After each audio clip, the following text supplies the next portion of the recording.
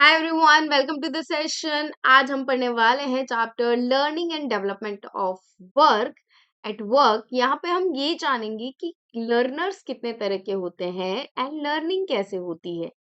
तो दो major writers रहे हैं बच्चों यहाँ पे, कॉल्ब एंड हनी एंड मुमफोर्ड। कॉल्ब ने हमको लर्निंग के स्टेजेस दिए, मतलब प्रोसेस दिया। लर्निंग 4 स्टेजेस में होती है। सबसे पहले आता है आपका concrete experience.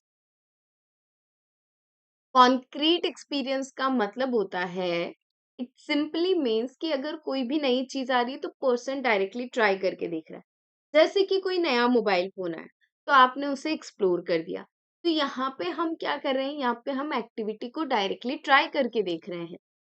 Paul argued that learning is a continuous four-stage cycle. To learn effectively, an individual must go through every stage.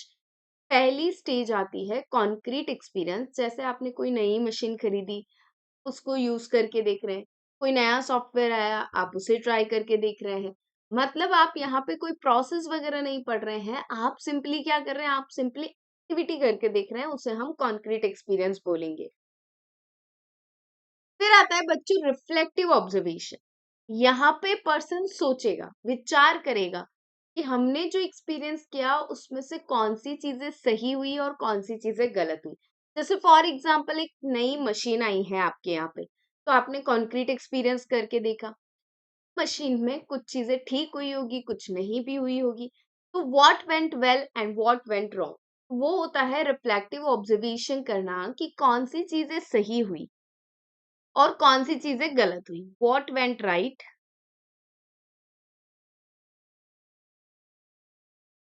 And what went wrong.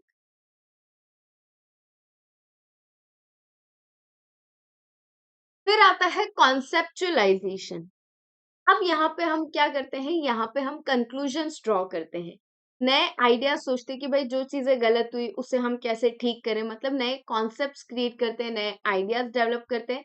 That is conceptualization. Here we try to get new ideas how to make things right. मतलब हमने experience कर लिया, हमने observe कर लिया, and now we are making concepts कि कैसे चीजें ठीक की जाए।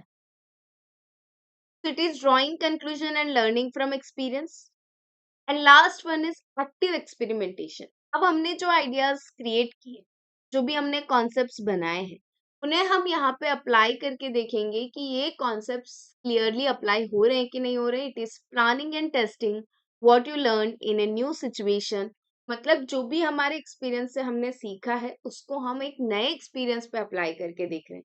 तो सबसे पहले क्या हुआ कि आपके घर पे नया मशीन आया, मान लेते हैं washing machine.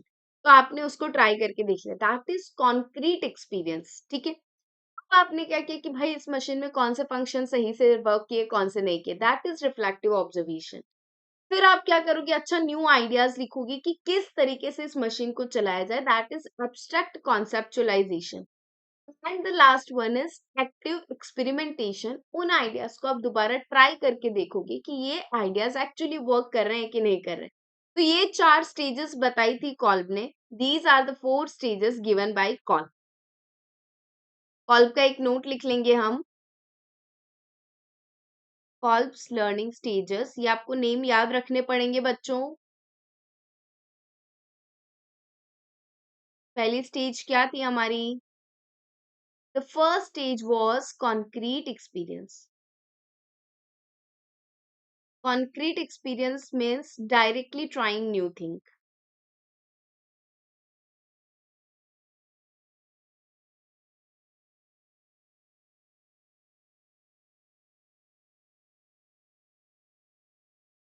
Second one is reflective observation.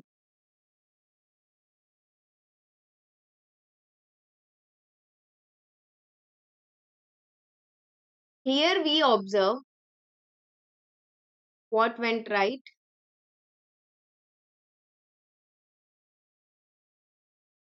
and what went wrong.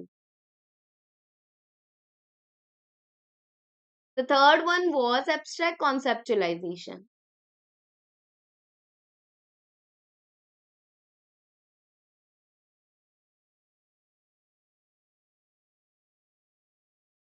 Here we develop conclusions, theories, and ideas based on our experience.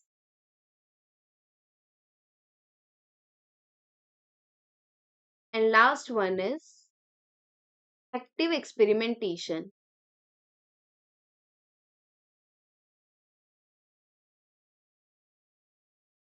That is applying idea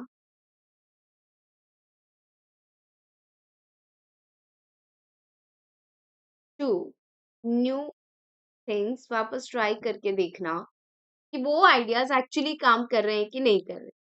फिर आते हैं बच्चों Honey and Mumford. Honey and Mumford ने हमें types of learners दिए। Types of learners, जिसमें first type दिया activist, then there was reflector, then there was theorist, and then there was pragmatist.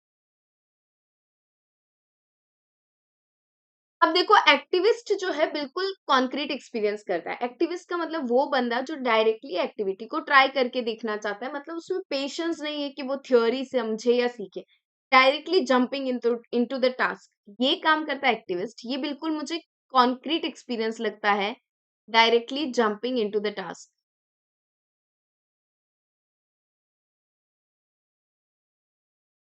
ठीक है, फिर आता है आपका रिफ्लेक्टर।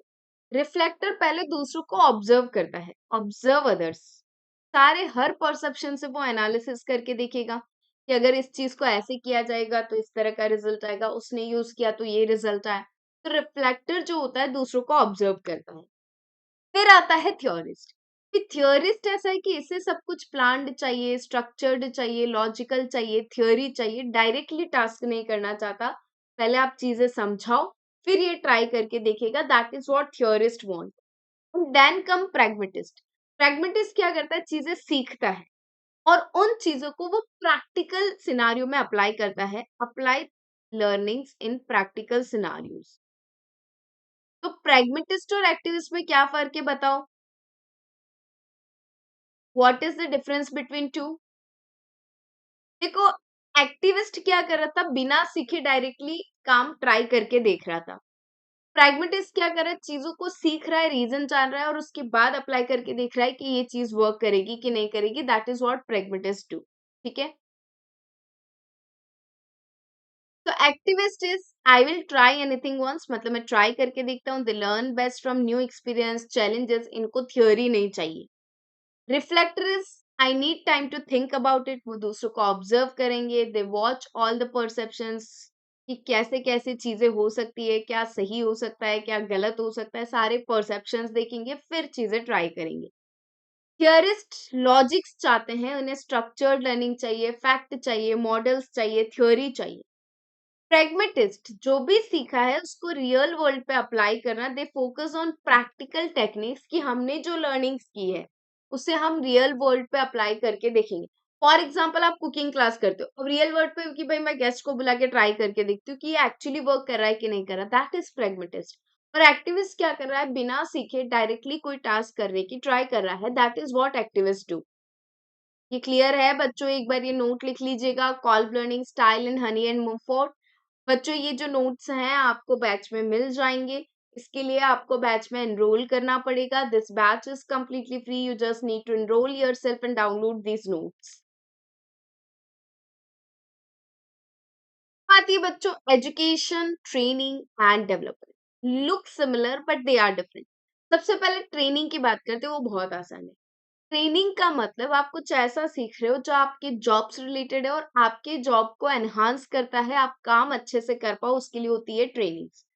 ट्रेनिंग्स हमेशा नैरो होती है, स्पेसिफिक चीज की दी जाती है स्पेसिफिक टास्क के लिए, और ये यूजुअली रिलेटेड टू वर्क होती है कि आप अपने काम को कैसे बेटर कर सकते हैं, उसके लिए ट्रेनिंग्स होती है।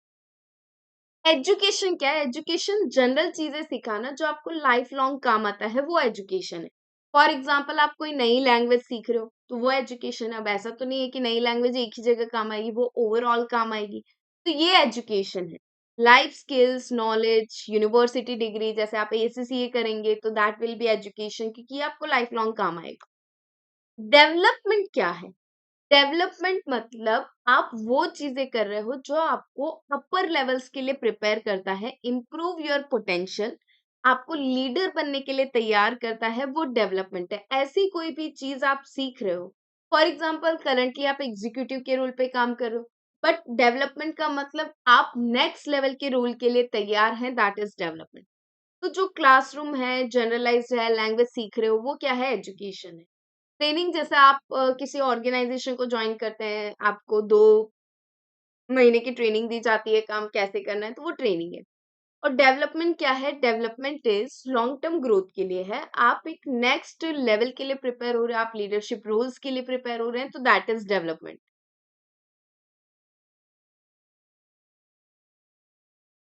ट्रेनिंग का प्रोसेस क्या रहता है? तो सबसे पहले ट्रेनिंग आइडेंटिफाई करना पड़ता है कि ट्रेनिंग की जरूरत कहाँ पे है। अब उसे हम बोलते हैं training need analysis. Training need analysis कैसे पता चलेगा? तो आप वर्क में गलतियां देखो। अगर एरर्स ज्यादा है मतलब ट्रेनिंग की नीड ज्यादा है, एरर्स कम है मतलब ट्रेनिंग की नीड कम है, ठीक है। इसके अलावा आप गैप देखो कि स्किल गैप कहाँ आ रहा है। आप क्या एक्सपेक्ट कर रहे हो, वर्कर्स की स्किल कैसी है? आपको लग रहा है कि भाई वर्कर को एआई आना चाहिए पर वर्कर को नहीं आ रहा है, तो there is a skill gap, मतलब ट्रेनिंग की जरूरत है। इसके अलावा परफॉर्मेंस अप्रेजल्स होते हैं। हर साल एम्प्लॉय और मैनेजर की एक मीटिंग होती है जहाँ पे मैनेजर परफॉर्मेंस रिव्यू करता है, आपने कैसा काम किया। परफॉर्मेंस अप्रेजल्स होते हैं, वो भी हमें हिंट देते हैं कि कहाँ कहाँ ट्रेनिंग की जरूरत है। To find the skill gap, क्योंकि जहां जरूरत है वहीं ट्रेनिंग देनी है। अननेसेसरी ट्रेनिंग देना तो इस कॉस्ट आपका वेस्ट होगा, टाइम वेस्ट होगा और कुछ मतलब नहीं निकलेगा। जहाँ पे नीड पता चली, उसके बाद हम ट्रेनिंग को प्लान आउट करते हैं, ट्रेनिंग के गोल सेट करते हैं। फॉर एग्जाम्पल, अगर हम किसी डिपार्टमेंट में एक्सेल की ट्रेनिंग दे रहे हैं, एडवांस्ड एक्सेल की ट्रेनिंग दे रहे हैं, तो हम ये भी तो देखेंगे कि ये ट्रेनिंग देने के बाद एम्प्लॉयज किस तरह से काम करें। हम ये जानना चाहेंगे कि इस ट्रेनिंग के बाद हमारा ऑब्जेक्टिव क्या है, कि काम कैसा होना चाहिए। तो मतलब गोल सेट करना, after giving training what are we expecting. Design and delivery, जब गोल सेट हो जाएगा तो हम ये तय करेंगे ट्रेनिंग कैसे देनी है। ऑनलाइन देनी है, ऑफलाइन देनी है, इन हाउस देनी है कि बाहर से किसी को बुलाना है ट्रेनिंग के लिए, वन ऑन वन देनी है कि ओवरऑल ग्रुप को देनी है। तो choosing between on the job training, on the job training का मतलब आप काम भी करते जाओ और सीखते भी जाओ, that is on the job training. या ऑफ द जॉब, जहाँ पे आपको कोर्सेज दिए जाते हैं या ऑनलाइन ट्रेनिंग दी जाती है। लास्ट में आता है evaluation, which is equally important, कि आपने जो ट्रेनिंग दी वो कितनी सक्सेसफुल रही। इसके लिए आप फीडबैक लीजिए, आप एग्जाम ले सकते हैं, आप ये देख सकते हैं ओवरऑल गलतियों में कितनी कमी आ रही है या गलतियां बढ़ गई है, ओवरऑल प्रॉफिटेबिलिटी पे क्या इम्पैक्ट आ रहा है। तो ये सब चीजें हमें हेल्प करती है इवैल्यूएट करने में कि हमारी ट्रेनिंग सक्सेसफुल रही कि नहीं रही। तो ये पूरा प्रोसेस है ट्रेनिंग का। What was education? Education is general learning जो लाइफ टाइम काम आए। Training, training is job specific.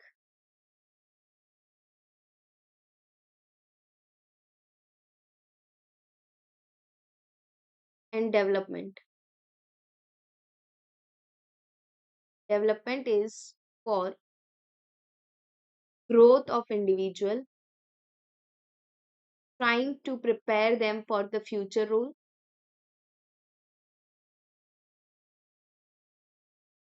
preparing them for leadership roles.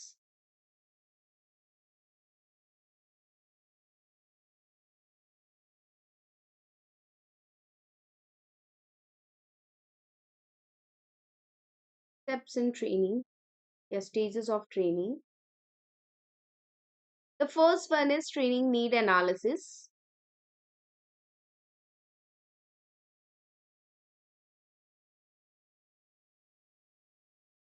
जहाँ पे हम फाइंड आउट करते हैं स्किल गैप कहाँ पे है। फिर हम करेंगे goals for the training, set goals for training, क्या गोल्स होने चाहिए ट्रेनिंग देने के बाद। Then we decide how to give the training, कैसे देनी है ये training. And last one is evaluation कि ये ट्रेनिंग कितनी सक्सेसफुल रही, ताकि हमें पता चल पाए कि ट्रेनिंग्स हमारे लिए कॉस्ट इफेक्टिव हो रही है कि नहीं हो रही है। अब किस तरीकों से हम लोगों को डेवलपमेंट कर सकते हैं, क्या तरीके हैं पर्सनल और मैनेजमेंट डेवलपमेंट के लिए? तो पहला तरीका है जॉब रोटेशन। जॉब रोटेशन का मतलब आपको नए नए काम देते रहना, मतलब पहले जैसे आप यहाँ पे एक डिपार्टमेंट में काम करें, फिर आप दूसरे में, फिर तीसरे में, तो रोटेट करते रहना ताकि आपको पूरे डिपार्टमेंट का नॉलेज हो और आप एक मैनेजर के रोल के लिए प्रिपेयर हो पाओ।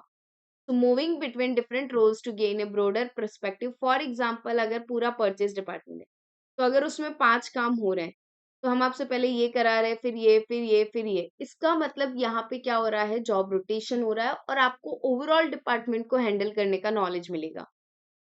Job enrichment. एनरिचमेंट का मतलब होता है जब आपको आपके लेवल से एक बड़े लेवल की रिस्पॉन्सिबिलिटी मिले, तो वो क्या होता है, एनरिचमेंट। फॉर एग्जाम्पल आप एक नॉर्मल एम्प्लॉय के तौर पे काम कर रहे हैं, तो आपको मैनेजर वाली रिस्पॉन्सिबिलिटीज दी जा रही है, तो उस सिचुएशन में यू विल फील हैप्पी कि हाँ आप मैनेजर वाला काम कर रहे हैं, तो दैट इज जॉब एनरिचमेंट। जब रिस्पॉन्सिबिलिटी आपके लेवल से अबाउ लेवल की हो, तो it gives you a sense of achievement. Secondment. Secondment का मतलब होता है कि किसी डिपार्टमेंट में थोड़े समय के लिए मूव करना। जैसे फॉर एग्जाम्पल अभी हम परचेज डिपार्टमेंट में काम कर रहे हैं, पर सेल्स में जरूरत है, तो हम 1 महीना सेल्स डिपार्टमेंट में गए, तो moving to different department for a temporary period, 1 महीना गए वापस परचेज में आ जाएंगे, तो दैट इज सेकंडमेंट। डेप्यूटाइजिंग। डेप्यूटाइजिंग का मतलब होता है कभी कभी मैनेजर एब्सेंट होता है, लॉन्ग हॉलीडेज पे जा रहा होता है, तो ऑब्वियसली वो अपनी जगह किसी न किसी को तो काम सौंप के जाएगा। For example manager foreign tour के लिए जा रहा है 20 दिन के लिए, तो वो 20 दिन में उसका काम जो निभाएगा that will be known as deputising. तो I hope you are understanding. Job rotation, move करते रहना। जॉब एनरिचमेंट, आप जिस लेवल पे है आप उससे ऊपर के लेवल का काम मैनेज कर रहे हो। सेकंडमेंट का मतलब होता है कि हम कहीं और टेम्पररी पर्पस के लिए वर्क करने जा रहे हैं, दोबारा अपने डिपार्टमेंट में आ जाएंगे। डेप्यूटाइजिंग का मतलब ये होता है कि taking over managers role temporarily, temporary time period के लिए मैनेजर का रोल निभाना, क्योंकि मैनेजर इज एब्सेंट या गोइंग फॉर लॉन्ग हॉलीडेज।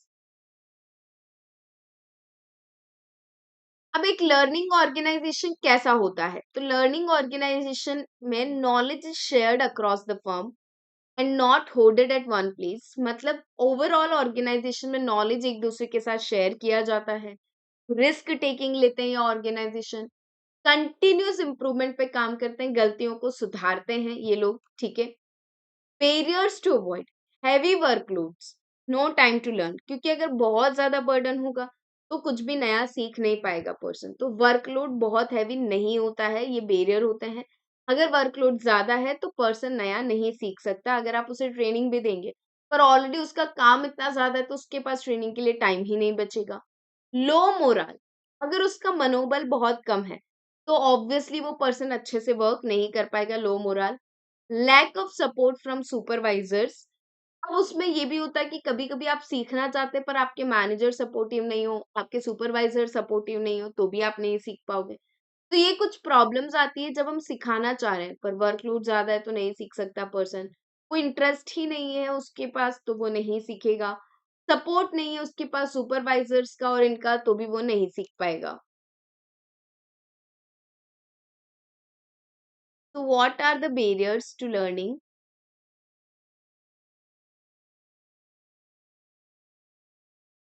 पहला बैरियर है हैवी वर्कलोड। अगर बहुत ज्यादा वर्कलोड है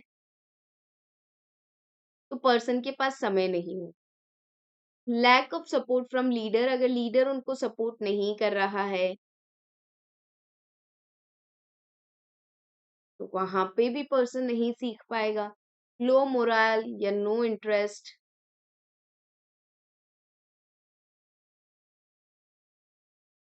तो भी वो पर्सन नहीं सीख पाएगा, ठीक है। तो बेसिकली ट्रेनिंग अगर हम देना चाहते हैं पर अगर ये प्रॉब्लम्स वहां पे है तो यहाँ पे there is no meaning, because people won't be able to achieve the purpose of the training, ठीक है। So, friends, let us summarize what we have studied today. We started with called learning cycle. Start होती है ये concrete experience से, आप directly कोई चीज try करेंगे तो दैट इज कॉन्क्रीट एक्सपीरियंस। फिर आता है रिफ्लेक्टिव ऑब्जर्वेशन, हम रिफ्लेक्ट करके देख रहे हैं क्या सही हुआ क्या गलत हुआ। देन एब्स्ट्रैक्ट कॉन्सेप्चुअलाइजेशन, जहाँ पे हम आइडियाज क्रिएट करते हैं, थ्योरीज डेवलप करते हैं। And last one is active experimentation, जहाँ पे हम एक्सपेरिमेंट करते हैं अपने आइडियाज को कि एक्चुअली काम कर रहे हैं या नहीं। ठीक है। फिर हम आए थे हनी एंड मुमफोर्ड पे, उन्होंने हमें 4 लर्नर्स बताए। पहले उन्होंने बताया एक्टिविस्ट। एक्टिविस्ट चीजों को डायरेक्टली करके देखना चाहते हैं। रिफ्लेक्टर्स पहले दूसरों को ऑब्जर्व करके देखना चाहते हैं कि क्या सही है गलत है, फिर ट्राई करेंगे। थर्ड वन आर थियोरिस्ट, इन्हें स्ट्रक्चर्ड लर्निंग चाहिए, लॉजिक्स चाहिए, थियोरीज चाहिए, तभी ये सीख पाएंगे। And fourth one are pragmatist, ये आइडियाज को प्रैक्टिकल सिनारियोस पे अप्लाई करके देखना चाहेंगे, दोज आर प्रैग्मेटिस्ट। ठीक है। Training, development, education. Training job specific होती है, आप करंटली जिस जॉब पे काम कर रहे हैं उसको आप कैसे बेटर कर सकते हैं, वो ट्रेनिंग हेल्प करती है। एजुकेशन आपके लिए ओवरऑल लाइफ में काम आती है, वो आपके लिए एजुकेशन है। डेवलपमेंट आप करंटली जहां पे हो और उससे और ऊपर के रोल के लिए आपको प्रिपेयर करता है डेवलप। डेवलपमेंट के तरीके क्या है, तो जॉब रोटेशन कर दो, पर्सन मल्टीपल रोल्स प्ले करेगा तो ओवरऑल पर्सपेक्टिव मिलेगा। जॉब एनरिचमेंट, उसके करंट लेवल से ऊपर वाले लेवल की रिस्पॉन्सिबिलिटीज उसको देना ताकि वो सेंस ऑफ अचीवमेंट फील कर पाए। सेकंडमेंट, जब हम थोड़े समय के लिए किसी और डिपार्टमेंट में जाकर काम करके आते हैं, that is secondment. Deputising, when manager is not available या manager is on the long leave, तो मैनेजर के प्लेस पे जो पर्सन उसका रोल निभाता है, दैट इज डेप्यूटाइजिंग। ट्रेनिंग कैसे स्टार्ट होती है, तो पहले ये देखो कहाँ पे जरूरत है, फिर गोल सेट करो, फिर ट्रेनिंग दो, फिर इवैल्यूएट करो। Problems are heavy workloads and all the stuff, so I hope you get it clearly। इसमें इंपॉर्टेंट चीजें हैं, कॉल्ब का लर्निंग साइकिल इंपॉर्टेंट है, हनी एंड मुमफोर्ड के लर्निंग टाइप्स इंपॉर्टेंट है, and also the difference between training, education and development. मैं अभी जा रही हूँ फ्रेंच का कोर्स करने, आप मुझे बताइए, is it training, is it development, is it education? Let me know in the comments, बच्चों। Thank you so much. See you in the next session.